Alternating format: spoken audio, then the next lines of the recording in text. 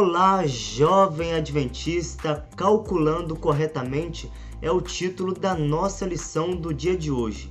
A lição de hoje destacou como no século XIX, algumas pessoas de várias denominações deram ouvidos à mensagem que Guilherme Miller, pertencente da Igreja Batista, havia identificado através dos estudos que ele havia realizado ali, baseado nas informações dos tempos proféticos, preditos pelo profeta Daniel a respeito das 2.300 tardes e manhãs, e que ao fim das 2.300 tardes e manhãs, o santuário seria purificado.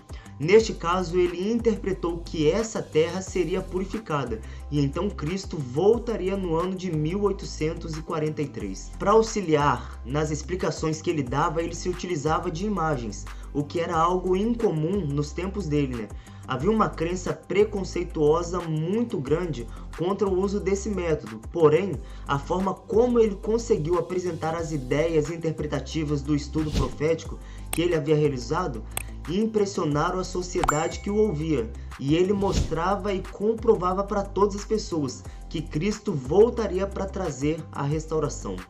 Mas o tempo passou e infelizmente Cristo não voltou sobre as nuvens dos céus, e a maioria das pessoas que o ouviram ficaram desapontadas.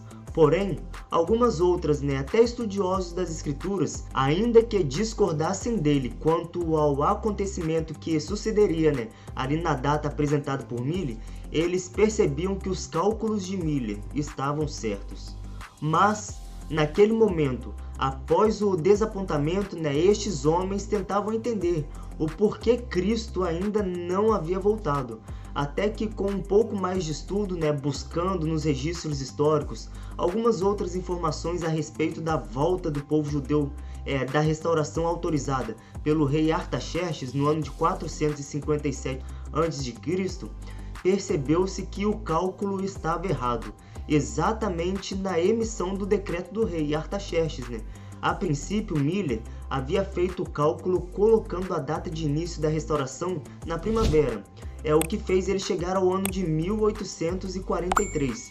Porém, o decreto foi dado no outono, ou seja, agora os cálculos levavam ao ano de 1844. Mas o tempo passou e novamente Cristo não veio. Os estudiosos viam que a data estava correta, que tudo ali batia, mas o desapontamento foi inevitável, porque o evento que eles estavam aguardando não era o que a profecia de Daniel previa.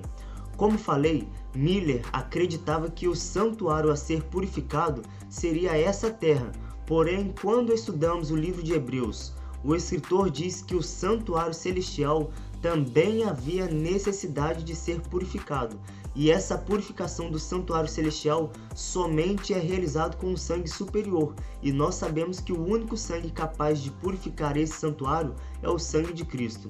Então, quando os milleritas se voltaram novamente ao estudo das Escrituras para entender o que havia acontecido, eles conseguiram entender que o que a profecia das 2.300 tardes e manhãs dizia era que o santuário celestial é que seria purificado, e não o santuário terrestre. Ou seja, essa terra, com a volta de Cristo, não seria esse o evento. Então, no ano de 1844, de acordo com a profecia das 2.300 tardes e manhãs, Cristo purificou o santuário celestial.